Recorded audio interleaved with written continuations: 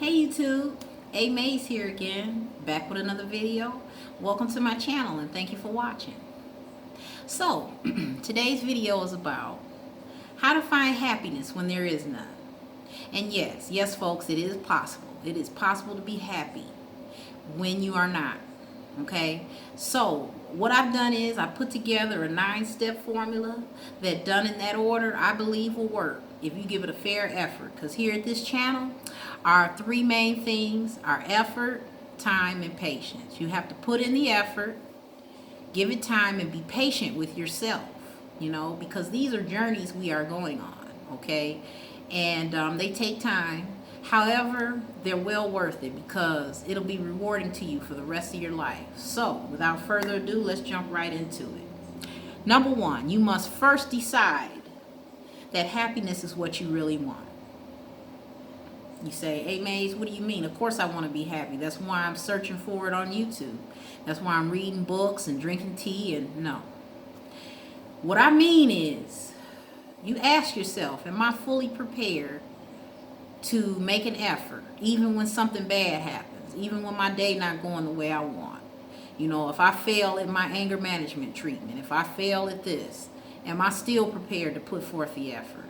When you become fully prepared to try, that's when you're ready, and that's when you really want happiness, okay? Declaration solidifies your determination. All right, number two, assess your life. Ask yourself, well, what is it that I'm uncomfortable with? And how long have I been going through this?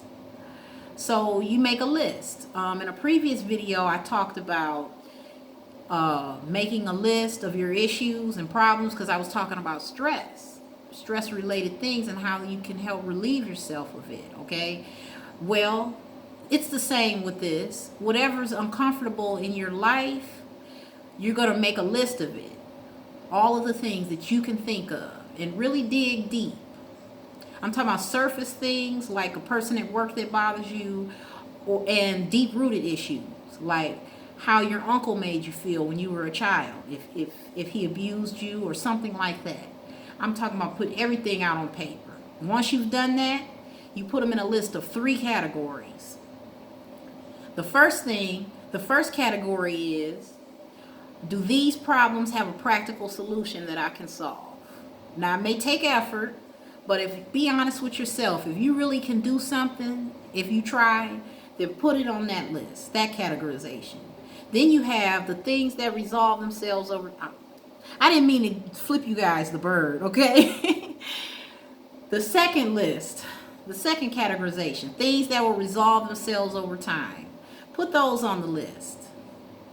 Then the things I can do nothing about, we put them down too, but we place them on the back burner for now, because there's a solution to every problem. The things we think we can't do anything about, we'll deal with them at a later time, because anything you do here at this channel, take baby steps. I'm an avid believer in baby steps, because if you try to dive into anything full throttle, you're going to discourage your own self, okay? And we're not here to fail. We're here to succeed.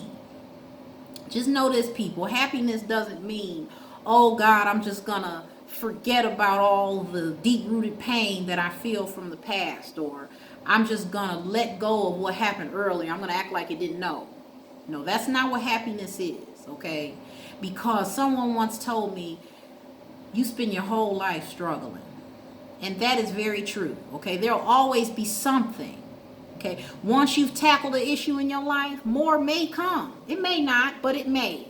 All right, happiness is about living. We're going to go on in spite of, okay? How do we not allow things in our life that we feel are wrong or uncomfortable? How do we not allow it to stifle our living?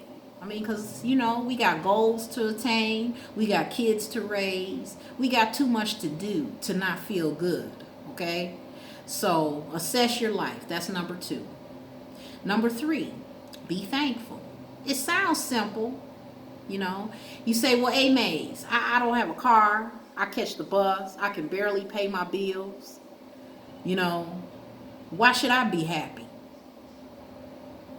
Everybody got something they can be thankful for, even if it's only one thing, okay? For example, Just think about where you at in your life. Take a minute and think about, what do I do every day? Okay, so I don't have a lot of money to spend. Okay, I'm struggling. You know, I got a lot of haters in my corner. It's easy for us to think about what's wrong, but let's just take a moment and honestly be honest. What is it that we use or do in our life every day? And what would happen to me if I didn't have it? So say to yourself, well, am I healthy?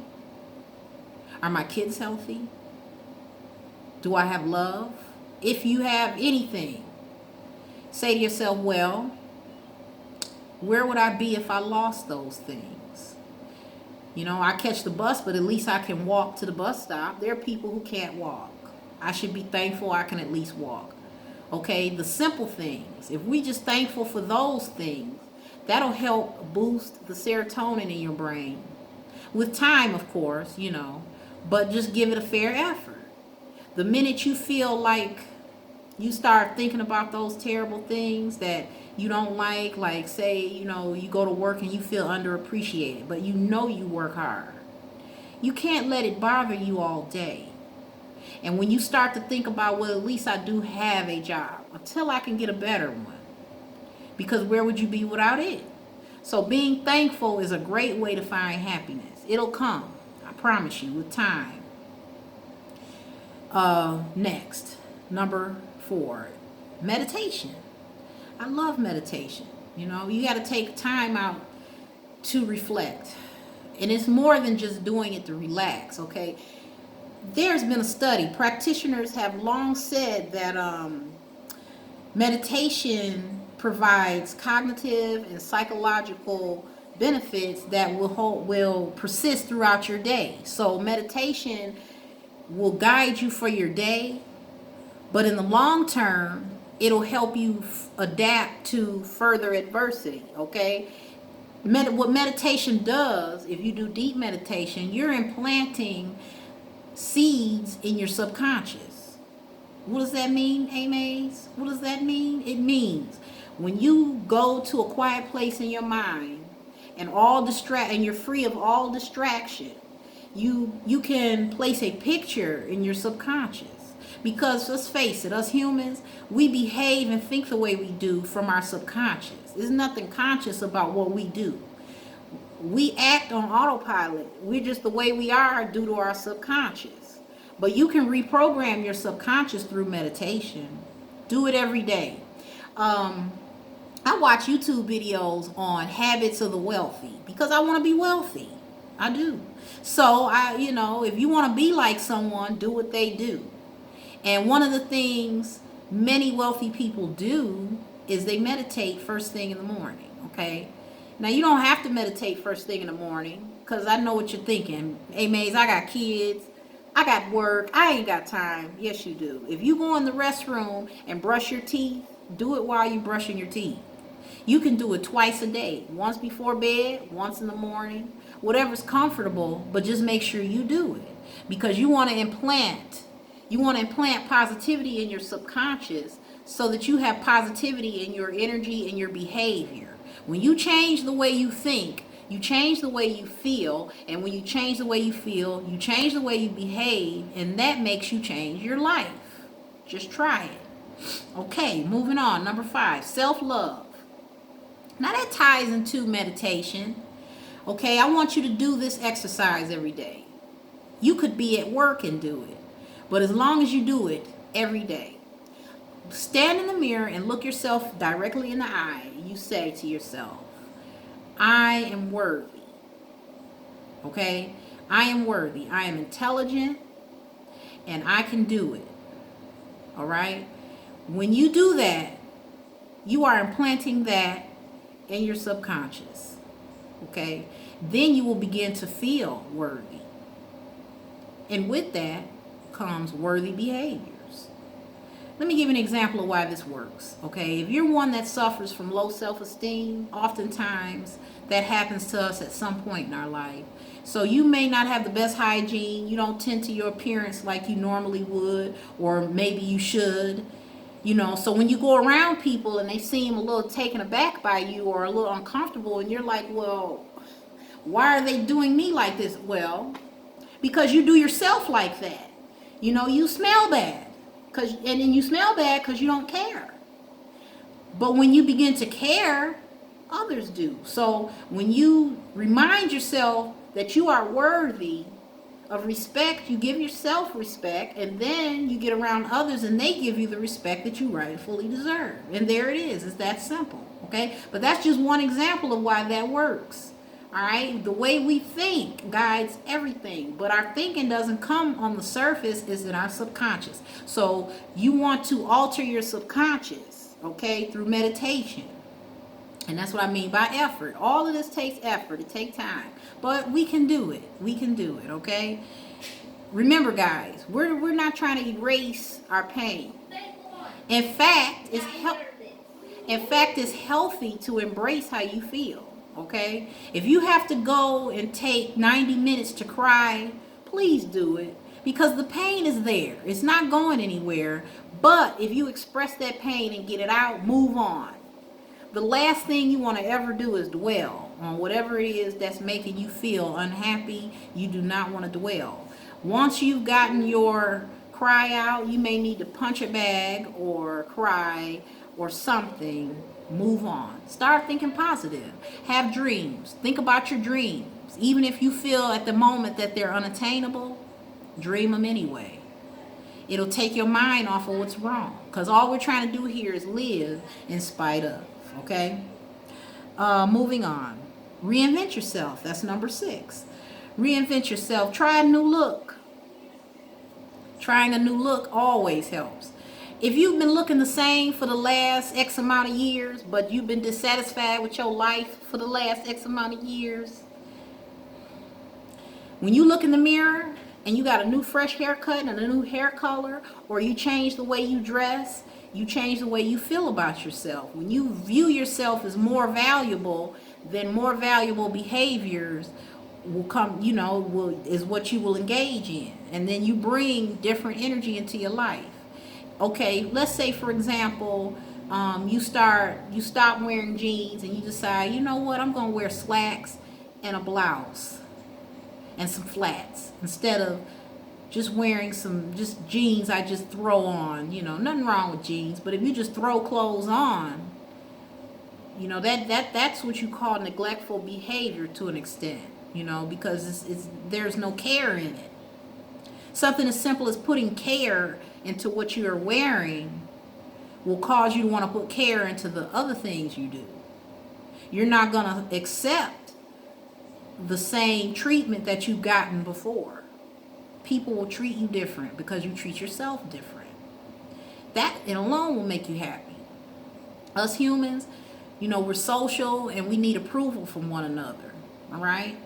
So what that does is the dopamine levels in your brain increase. Okay, dopamine is powerful. That's one of the main neurotransmitters in our brain. Okay? That's why meditation is important. Changing the way you think is how you change the way you live. All right? Studies have shown that the frontal cortex is the area of the brain responsible for planning, emotions, and problem solving. Okay? That's why you need meditation. You want to change the direction and the flow of the neurotransmitters in your brain. All right, moving on. Changing habits.